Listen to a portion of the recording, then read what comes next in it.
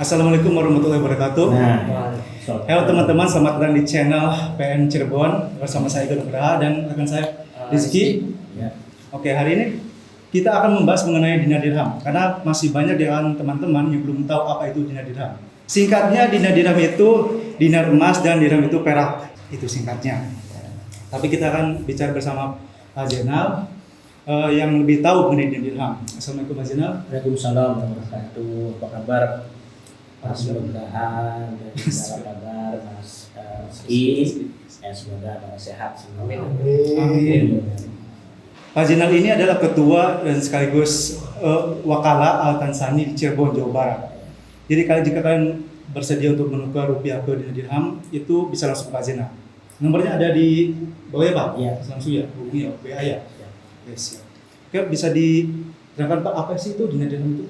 Bismillahirrahmanirrahim. Assalamualaikum warahmatullahi wabarakatuh. Waalaikumsalam warahmatullahi wabarakatuh. Hamdan katsiran lillahi ta'ala wa salatan wa salaman ala Rasulillah sallallahu alaihi wasallam.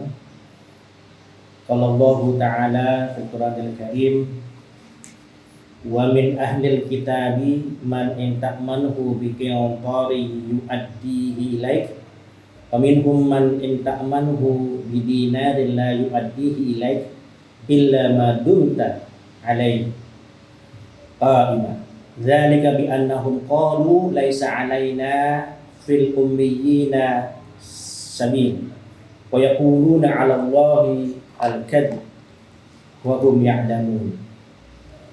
Wa qala aidan wa sharawhu bi thamanin baksin darahima ma'dudah wa kanu fihi minaz zahidin.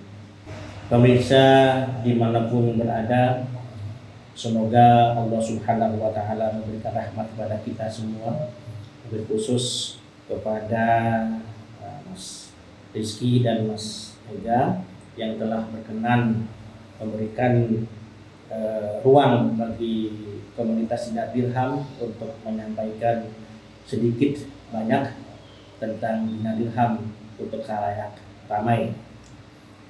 Sholawat serta salam senantiasa kita limpahkan kepada baginda Rasulullah Muhammad SAW, tokoh di atas tokoh dunia, manusia pilihan di antara manusia pilihan yang Allah pilih untuk memberikan pencerahan kehidupan yang luar biasa, ketauhidan kepada Allah Subhanahu wa taala, dan juga arahan bagi kehidupan kita di dunia maupun di akhirat. Semoga kita semua bisa menjadi umat beliau sampai akhir hayat kita. Amin ya rabbal alamin. Berkaitan dengan dinar dirham seperti yang tadi diceritakan oleh Mas Ega, memang sebenarnya ini tuh bagian dari ajaran Islam ya. Yang karena tidak banyak tokoh yang melakukan transformasi keilmuan kepada khalayak umat Islam, maka pengetahuan ini terasa terpendam di dalam lumpur yang paling dalam yang kemudian tidak diketahui oleh umat Islam. Nah, ini kesempatan yang emas sekali untuk kita sampaikan bahwa dinar dirham yang kita pahami adalah koin emas dan koin perak itu bisa kita tinjau dari ayat Al-Quran, bisa kita tinjau dari sejarah, bisa kita tinjau dari fikih, dan kita bisa tinjau dari fakta kekinian. Pertama, sebagai umat Islam tentunya mendasarinya pada Al-Quran. Ada dua ayat yang berbicara tentang dinar dan dirham. Satu dinar, satu laginya adalah dirham. A'udzu billahi minasyaitonir rajim. Wa min ahlil kitabi man in ta'manhu bi qintarin yu'addihi ilaik. Wa minhum man in ta'manhu bi dinarin la yu'addihi ilaik illa ma dumta alaihi qa'ima. Ini ada kata dinar ya. Jadi dikisahkan pada masa Rasulullah ini nanti para pemirsa bisa ngecek di surat Ali Imran ayat 75. Jadi sebagian ahli kitab itu ada yang menunaikan ya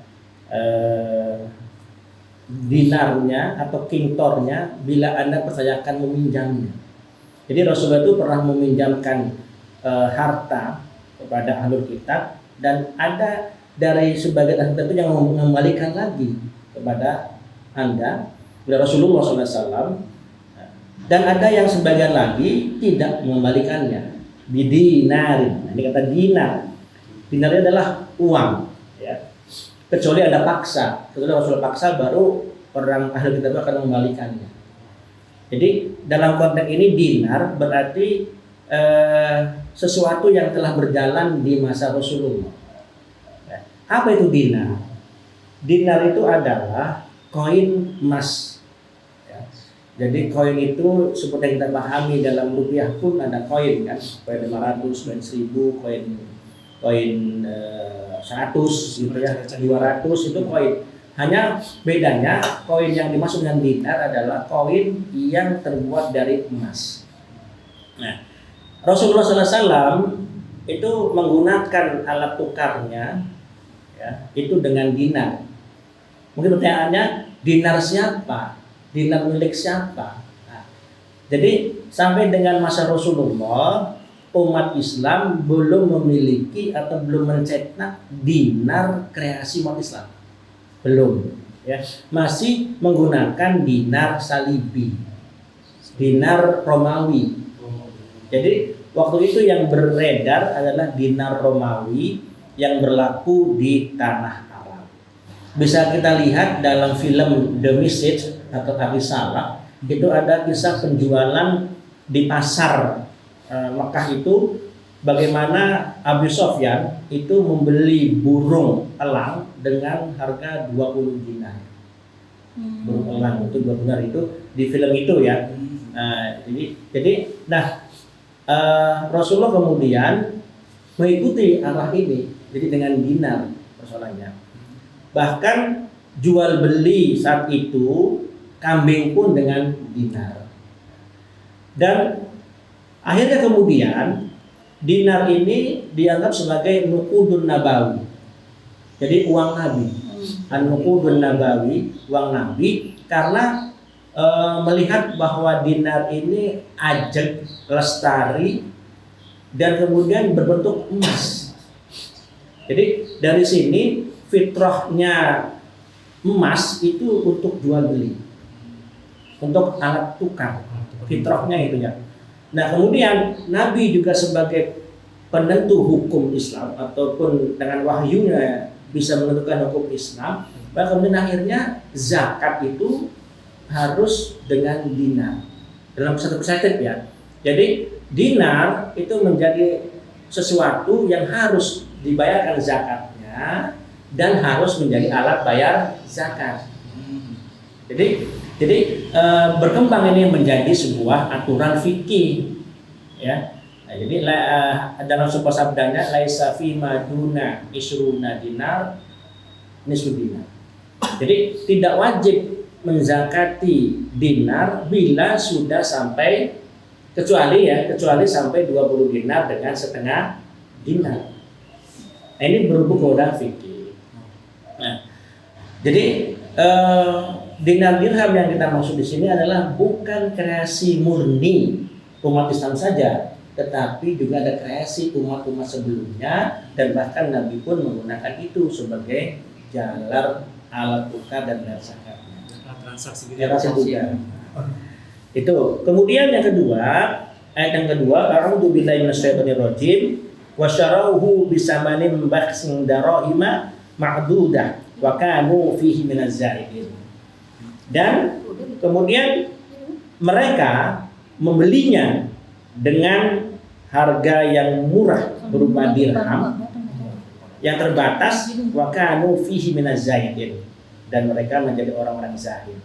Ini kisahnya adalah kisah Nabi Yusuf yang tenggelam dalam satu sumur ya. Ini Al-Quran menceritakannya begitu detail.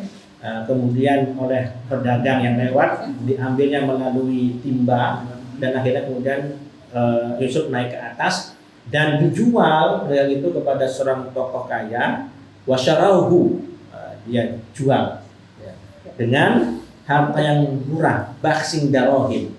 Apa itu darohim? Nah ini kata darohim inilah jamak dari dirham. Jadi koin perak, ya koin perak untuk dibelikannya dengan harga murah. Nah, maka antara dinar dan dirham beda. Ya kalau dinar itu emas itu sering dipersepsikan untuk beli kambing.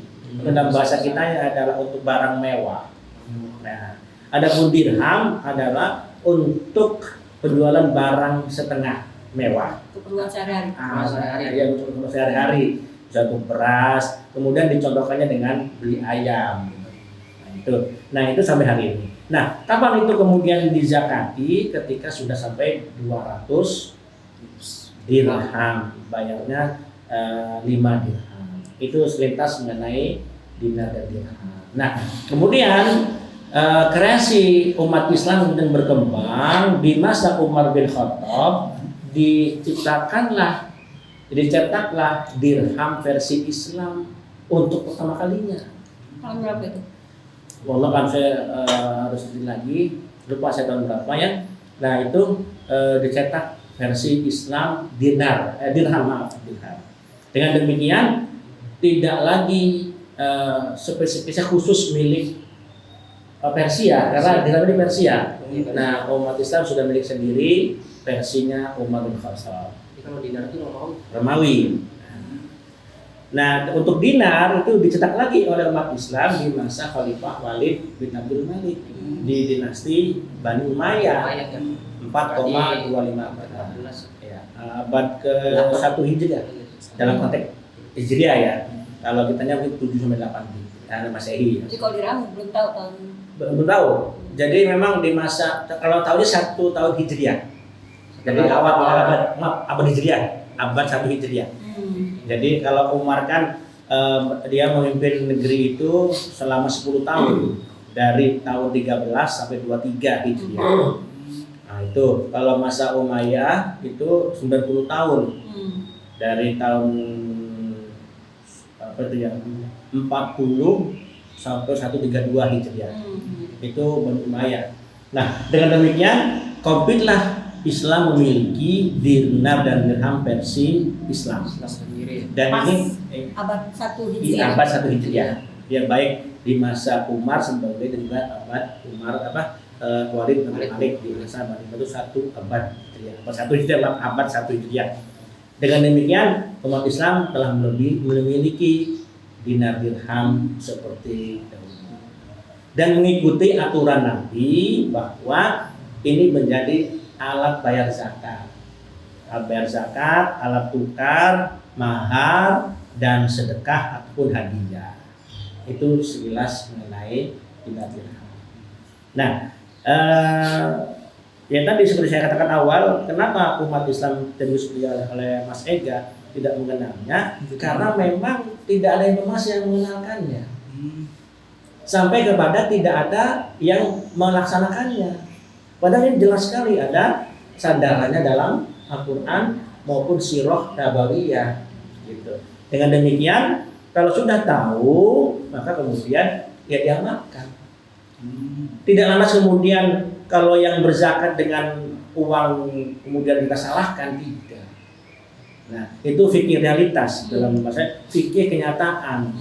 Ya, jadi tapi kalau mau bicara fikih rujukan ya harus dengan karena rujukannya itu kalau siapa yang punya 20 dinar dan sampai 1 haul atau tahun maka dia wajib bayar zakat setengah dinar atau 2,5%.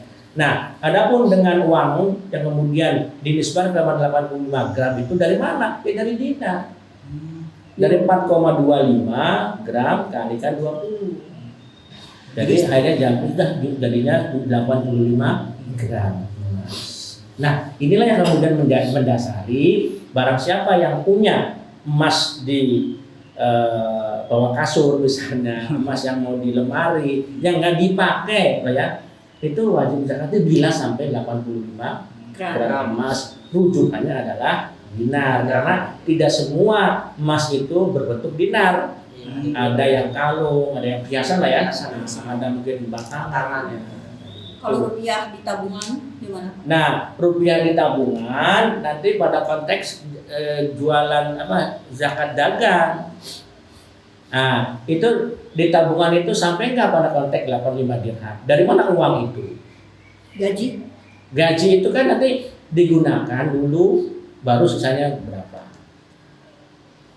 Nah, ini kan kalau gaji itu ada perdebatan karena ada zakat profesi namanya. Kenapa dia ada pendapat yang keras? Karena dia sangat mudah mendapatkan puluhan juta rupiah hanya dengan tanda tangan. Iya. Nah, kemudian cair. Sementara petani yang panas-panasan wajib zakat, maka kemudian wajiblah zakat profesi. Nah itu menjadi perdebatan. Dia ada ide baru seperti itu. Karena mudahnya membuat kerjaan dengan gaji besar, nah itu kemudian kebutuhan jelas dipotong atau kebutuhan dan bagaimana kelebihannya. Nah, memang yang disyaratkan adalah zakat perdagangan kalau bicara tabungan itu. Nah, emas yang kita pakai sama istri atau ibu kita atau anak kita itu kalau dipakai itu nggak kena zakat. Ya, Iya, kalau dipakai itu kalau dipakai itu nggak kena Oh, zakat. mungkin orang kampung pakai banyak supaya nggak kena zakat. Iya. Jadi kata yang disimpan gitu ya harus dikeluarkan zakatnya. Jadi yang bentuknya simpanan itu ya. Iya. Itu berarti kena. Kena. Tapi Itu. kalau misalkan belum memenuhi itu belum. Ya, nggak kena. Nggak kena ya, nggak kena. Itu Ya, kalau 85 gram. gram. itu kalau kan kadarnya kalau beda-beda gimana? Nah, jadi kadang-kadang 85 gram itu memang emas itu kan kalau dinar kan iya, kalau dinar kan 22 karat. 2 karat. Itu potongannya itu. Nah, karena kan tidak semua emas itu kan 22 karat. Ada yang 16, ada yang 18. Maka potongannya ketika itu bisa 85 gram, maka ya karena memang kondisinya tidak mungkin dia emas ya, hanya memang kemurniannya hanya 18%. Jadi 22 karat itu maksudnya sih 90% sama satu. Kalau yang 91,7% itu 22 karat. Nah, adapun nanti misalnya 18 atau 16 itu sudah 70% emasnya. Itu. Nanti bagaimana kemudian menzakatinya ya? Kalau emasnya 18 karat maka dihargai dengan harga 18 karat kali 85 gram. Berapa dari situ keluarnya? Nah yang mau kita sampaikan secara fikih adalah ketika uang emas itu sudah sampai pada nisabnya, maka diupayakan alat bayarnya adalah dinar. Gitu. Walaupun fikih realitas sudah berkembang dengan rupiah. Jadi kita dalam ini mencoba untuk memahami semuanya, jadi fikih realitas sama fikih rujukan. Nah, ini komunitas Jadran ini berusaha memfasilitasi sesuai dengan fikih rujukan. Harus alat bayarnya adalah harusnya dinar. Alasan dicetak dinar dirham sekarang itu tujuannya? Baik. Jadi katanya bagus sekali. Apa alasan utama oleh komunitas Jadran itu dicetak? Pertama, untuk memfasilitasi apa yang ada di dalam fikih mengenai dinar dirham gitu. Jadi pertama zakat itu kan bagian dari Islam. Ya. Bertebaranlah ayat Quran tentang zakat yang bergandengan dengan sholat. Nah, maka kalau Islamnya itu tidak lengkap kalau nggak zakat. Dan juga sebaliknya zakat iya tapi sholatnya nggak zakat itu dianggap juga maka berdempetan terus. Maka berarti wajibnya luar biasa adalah zakat dan sholat. Nah, zakat terbagi dua kan. Nah, ini saya yakin kalau zakat fitrah sih sudah bayar semua nih kita ini. Hanya yang belum itu adalah zakat harta. Itu sudah dimaklumi karena memang ada syaratnya berat, rigid itu syaratnya. Zakatnya itu kalau sudah punya 20 dinar dan setahun. Ya, itu. Jadi kalau setahun kurang ya nggak ada zakat. Hanya 11 dinar ya wajib zakat. Nah, kemudian sekarang diperluas kepada 80 gram ya. sebagai hasil dari kalian 20 kali 4,25. Jadi 85. Kalau sampai hanya 80 yang belum zakat, belum wajib zakat maksudnya. Nah, jadi rigidnya begitu. Dan ada syarat kan harus tidak punya utang. Nah, kalau punya utang nggak boleh Nggak boleh zakat, bayar dulu. dulu. Bayar dulu. Bayar dulu. Betul juga ya. Iya, jadi zakat mal itu punya aturan yang rigid dan tidak semua bisa orang. Termasuk pegawai negeri pun juga belum tentu bisa zakat, kan? Apalagi yang punya utang di mana lagi ya. Kalau zaman sekarang kan orang itu nggak tahu Pak. Kita Apa tuh? cuma bayar zakat aja gitu. Tanpa maksudnya nggak melihat itu punya hutang atau Iya, itu ya harus diberi Penjelasan. pencerahan kembali. Ya, malah mereka harus bayar dapat zakat gitu kan? Karena kan gitu, mustahik zakat ada 8 asnaf kan, 8 tipologi orang gitu ya. Di antaranya orang hutang. Hutang itu wajib bayar zakat. Ya. Tuh, kemudian yang miskin, fakir, mu'alaf, kemudian musabil, ya, kemudian apa lagi, jawal qarim, sabilillah itu ada 8 lah kira-kira itu wajib. Jadi wajib dizakati, belum wajib bayar zakat. wajib bayar zakat. Iya. Seharusnya. Iya. Nah, kemudian tadi menarik sekali ada pertanyaan bagaimana dengan zakat gaji. Nah itu karena ini sebuah ide dalam konteks masih dalam perselisihan, maka yang diambil jalan tengahnya bila seorang itu bergaji yang lebih, ya harus berpikir bahwa petani saja yang panas-panasan saja harus bayar zakat tidak panen kan. Nah ini sama. Maka pembayarannya ada yang langsung per bulan dipotong, dia kemudian bayar, ada yang dikumpulkan. Kayaknya harus dipotong dulu ya. Ya, dulu. Nah, ini menarik juga untuk zakat ini ya. Untuk perdagangan itu bukan kemudian komoditas yang kita dagangkan zakatnya. Seperti Mas Ega misalnya ahli dalam bidang sablon. Nah, kemudian sukses ya.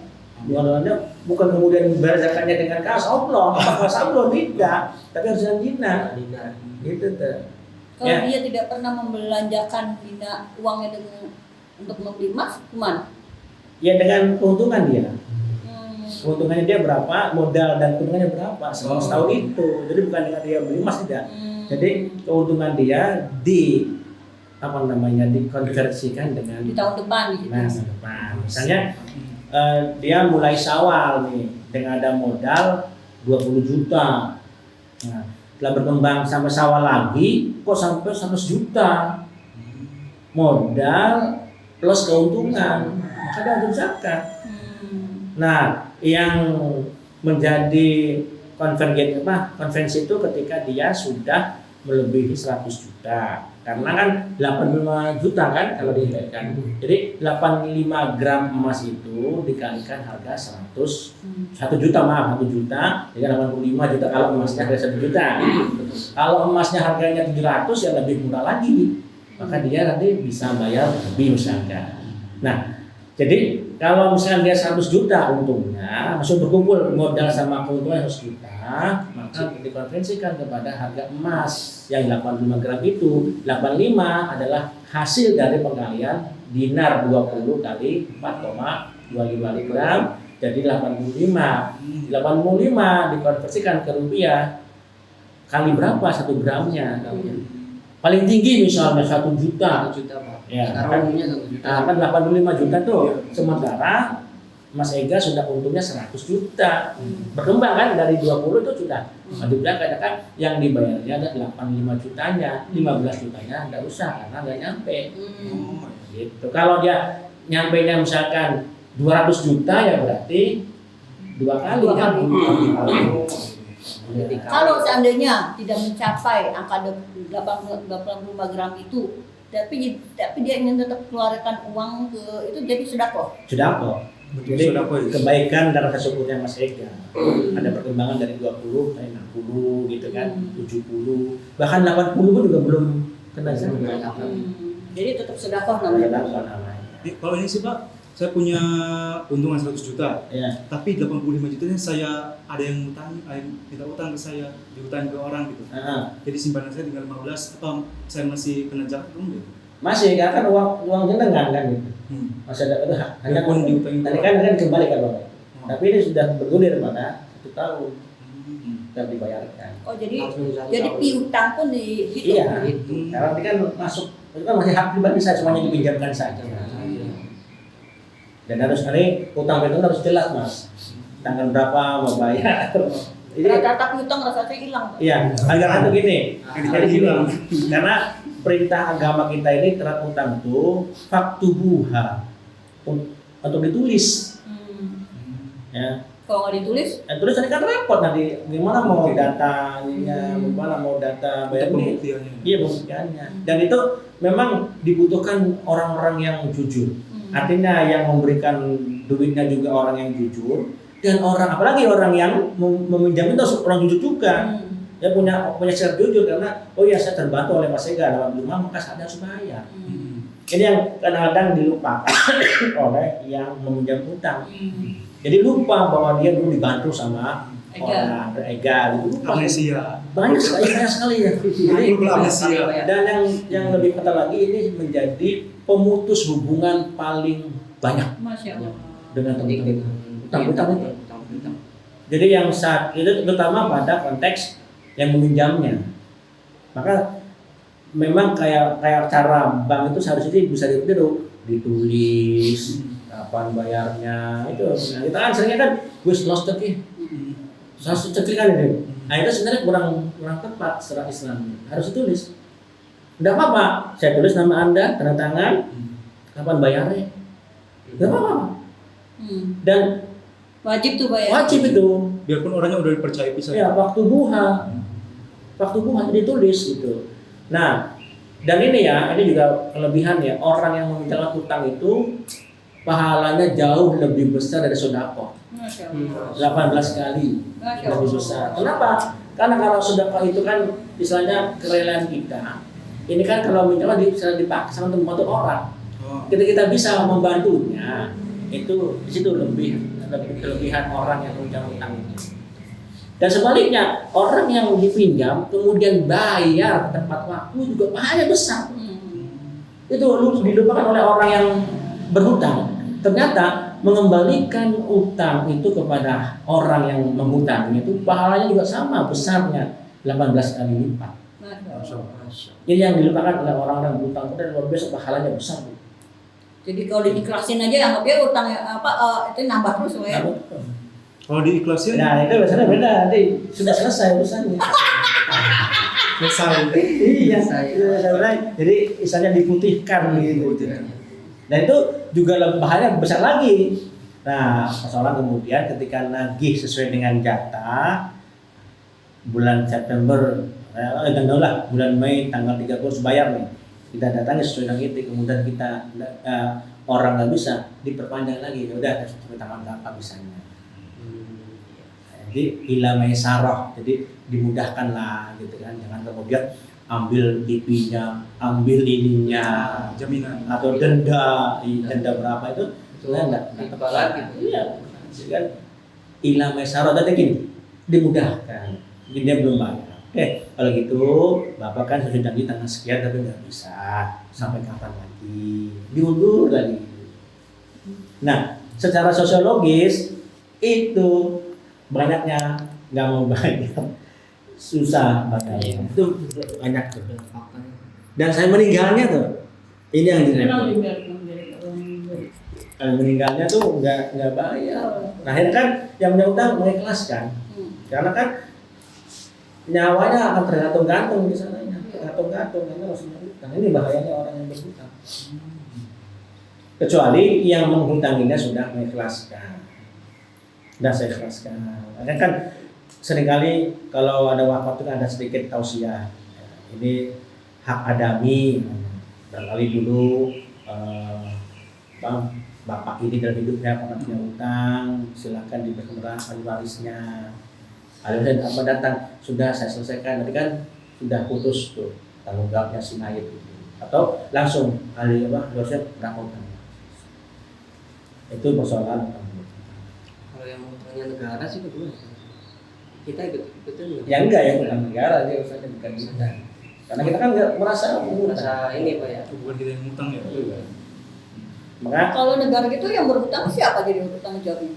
Ya, yang ya jadi secara kenegaraan akhirnya Presiden? ya presiden dengan lembaga-lembaga keuangan, lembaga negara yang kemudian dia harus bayar dengan APBN kan. Nah, yang menjadi persoalan berikutnya adalah pengganti yang berikutnya karena punya diwasi utang harus bayar. Ya, sedikit mengenai hutang piutang, menurut saya ini tidak negara, tidak individu doyan utang. Iya, dan memang dikondisikan untuk menghutang, Pak. Sejak zaman dulu Orba itu dan juga sampai sekarang itu, jadi negara-negara maju itu dalam bahasa guyonnya, negara ente bisa bangun kayak negara Perancis, kayak Inggris, utang aja. Anda bisa bangun jembatan, bisa jalan layang, bisa tol, bisa apa, utang saja. Akhirnya kan utang. Negara kita ini nggak bebas dari utang, apapun pemimpin negaranya. Enggak cuma negara berkembang Pak, Amerika Utang. Iya. gila men, 162 nolnya akeh. Nolnya Amerika 17. terancam nggak bisa bayar juga. Ya? Amerika terancam nggak bisa bayar. 46 nolnya 17. Wah, 17 loh dihitungnya gila Pak. Kalkulator aja sampai ngeng gitu. Oh, Masya Allah. Jadi dan akhirnya menjurus kepada rakyatnya. Bank yang kemudian ngomong ente bisa bangun kayak tetangga ente nih 2 tingkat, utang aja. Itu kompornya tuh gajah. Iya. Nah kemudian ente bisa mobilnya ganti nih, baru lagi dengan utang aja selesai. Jadi itulah terus kenyataan seperti itu. Maka jadilah orang yang kalau ingin memiliki motor, miliki dengan sesuai kemampuan duitnya. Walaupun harus barang second ya Pak ya. tapi tidak utang. Kalau main mobil kemampuan tadi berapa 30 ya cari mobil yang 30 dan kemudian punya uang 30 cari mobil yang 130 Iya. dengan statusnya ya boyok yang mobil. Atas begitu siapa? Nah itu jadi ini memang karena ya ini sering bicara kepada antara biaya hidup sama gengsi hidup kan.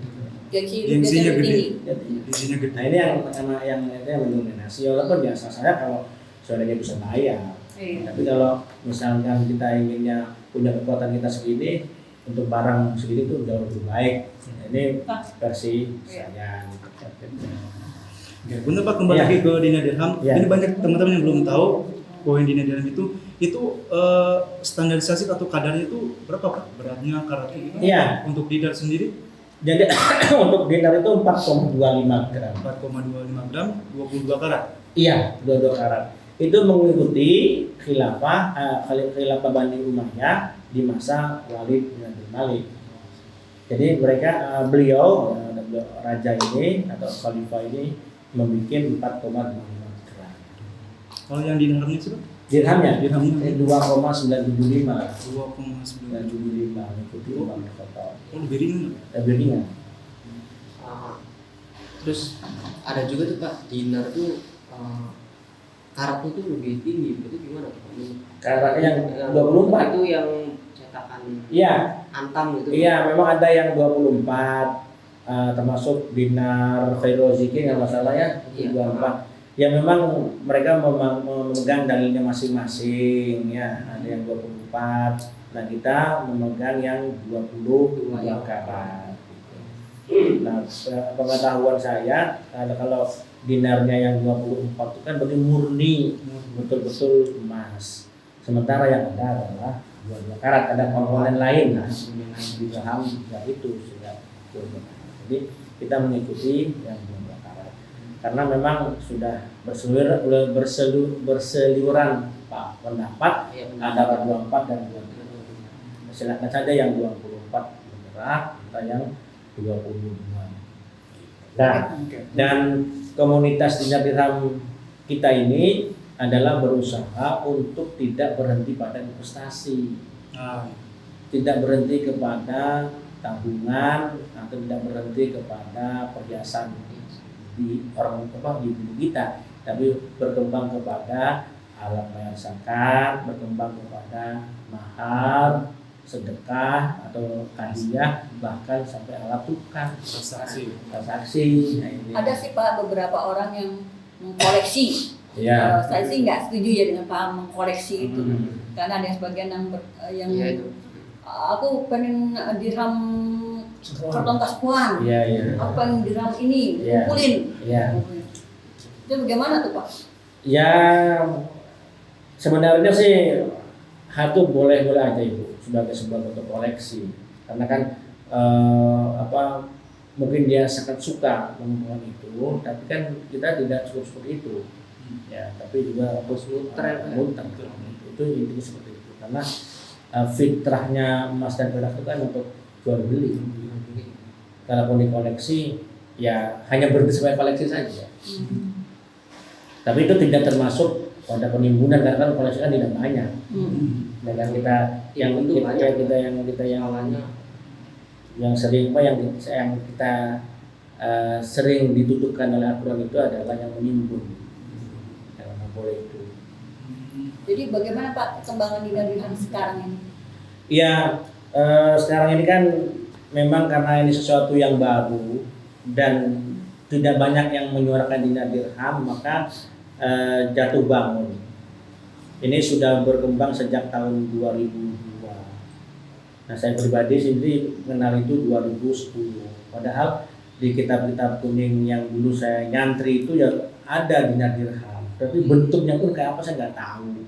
Gimana pelaksanaan pun juga saya nggak tahu. Alhamdulillah dengan pertemuan saya dengan komunitas dinar dirham ini, saya mengetahui oh inilah bentuk dinar dan dirham. Oh ini cara memakainya. Oh gini sebenarnya. Nah, kemudian ini kan semacam menghadirkan kembali sesuatu yang terbuang, sesuatu yang tidak dipelajari kembali dan dipungut kembali, dan ternyata menjadi bagian dari Islam. Yang dulu dilupakan ya. Yang dilupakan. Mana ada jelas di Al-Quran ya? Iya, mana ada di Al-Quran, dalam fikih dan segala macam. Nah, dulu sampai dengan tahun 2021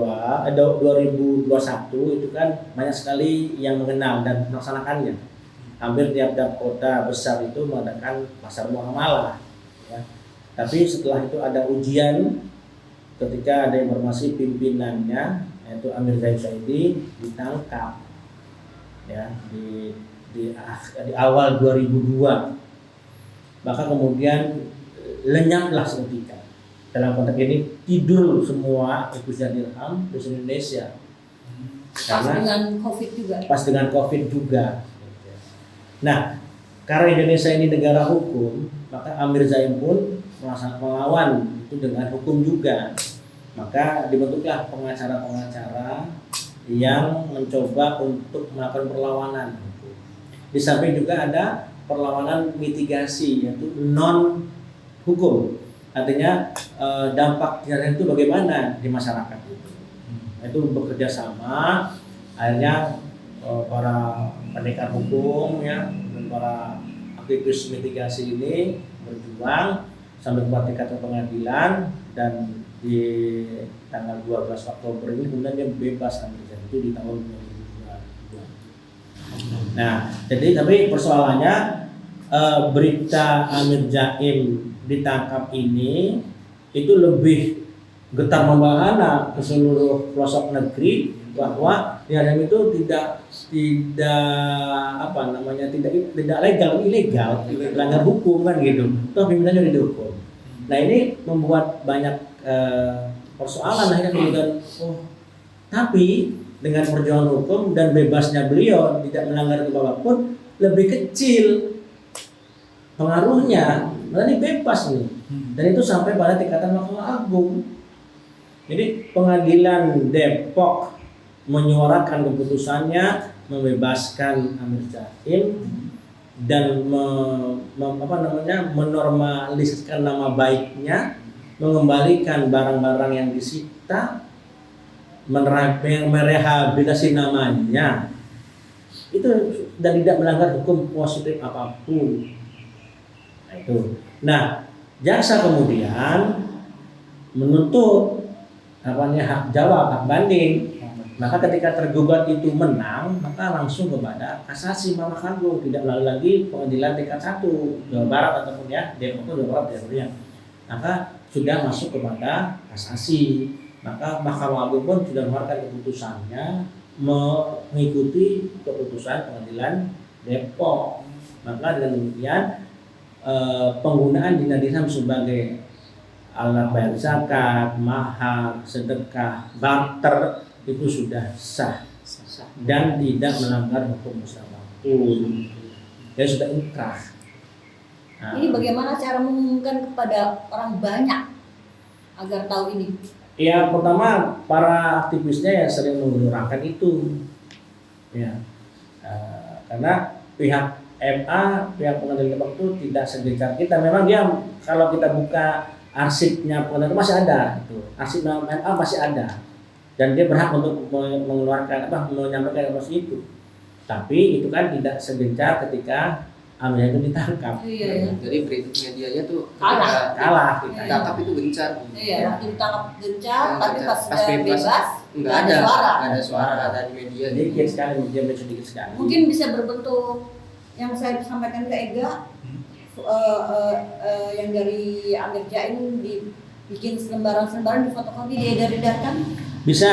Jadi berbagai cara untuk bisa mensosialisasikannya. Mungkin bisa seperti waktu PM nanti Pak, kita kasih satu atau sebaran-sebaran keputusan dari Amir Jain. Depok Ya bisa. mengenai Amir Berarti Jain. yang penting di fotokopi aja itunya tah. Iya. Keputusan FPA-nya Iya. keputusan pengadilan negeri Depok sama kasasinya. Iya, Iya itu itu boleh Pak. harus dibagikan ke orang banyak Pak. Iya. Soalnya kemarin waktu acara di grup di budaya itu memang gencar sekali yang bahas itu Pak. Iya. Iya. Ya ini ujian bagi aktivis Dirham untuk menyuarakan apa yang sebenarnya. Dan sama sekali tidak ada yang dirugikan. Kita pun juga bikin dinar kan juga melalui Antam atau melalui pengusaha swasta yang kita lariskan darah dinarnya untuk dibikin dinar dirham. Dan kedua, ya untuk alat bayar zakat. Ini kan kita bukan so Islami, tetapi bagaimana fikih rujukan berbicara masalah bayar zakat. Nah, walaupun ini ada perspektif uang kertas, ya memang itu sebuah kenyataan yang tidak bisa kita bantah. Itu ada, dan ini memang berjalan uang kertas. Nah, sedikit kita mencoba memfasilitasi pembayaran zakatnya melalui dinar dan dirham sesuai fikih rujukan.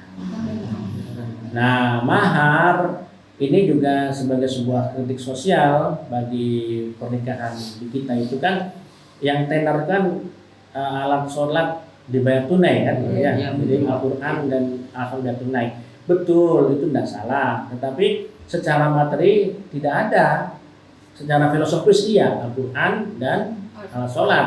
Coba dijual lagi. Mukena itu kalau jual lagi berapa? Walaupun mahal itu harus dipakai. Jatuh. Nah, kalau perak emas kan bertahan. Nah, makanya mengikuti cara Nabi bermaharkan dengan dirham, dengan onta, dan dia ada namanya. Itu jadi tidak kemudian harus mahal, bayar tidak, tetapi penyebutannya itu dirham atau dinar ataupun barang yang berharga lain. Yang nilainya tetap ya. Ya, misalnya kalung 10 gram, ya maaf, tidak harus dengan dirham. Walaupun kemudian mahar itu kan tidak hanya mahar sebutkan. Jadi kalau mahar kan mahar musamma, mahar yang sebutkan. Kayak nanti Mas Egan ini menikahi gadis pujaannya, apa yang mau disebutkan? Oh, 10 gram kalung. Tapi sebetulnya ada mahar lainnya, mahar ranjang, mahar kambing, ya tidak? Lemari, itu kan itu mahar misil. Jadi mahar yang menyertai. Iya, kadang-kadang alat kecantikan yang bisa dibelikan semua, pakaian dibelikan semua kan gitu tuh. Tetapi yang disebutkannya harus juga bermateri. Pak, bener Pak, kalau maharnya sebidang tanah. Boleh lagi itu. Sebidang tanah. Tapi kan ya yang sebaik mahar itu tidak memberatkan laki-laki. Lagi tidak memberatkan laki-laki. Ini Pak, Dinar dirham ini di belakang itu kan ada logo-logo kesultanan yang berbeda itu. Iya. Apakah selain sultan boleh kita mencetak dengan logo kita sendiri? Nah itu kan begini ya, menurut alur sejarah setiap kesultanan di Islam, baik dari sampai zaman Muawiyah sampai zaman ini tuh punya percetakan dinar dirham. Bahkan sampai kesultanan di Nusantara juga punya. Saya masih menyimpan dinar versi Kesultanan Aceh Darussalam. Ya, itu tapi karena saya tidak mengerti filologi, ada ahlinya ditulis bahwa ini adalah sulfah dinar yang dicetak pada masa ini, berlogo ini, dan itu akhirnya kita ikuti sampai hari ini. Jadi otoritas percetakan dinar itu ada di sultan dan amir.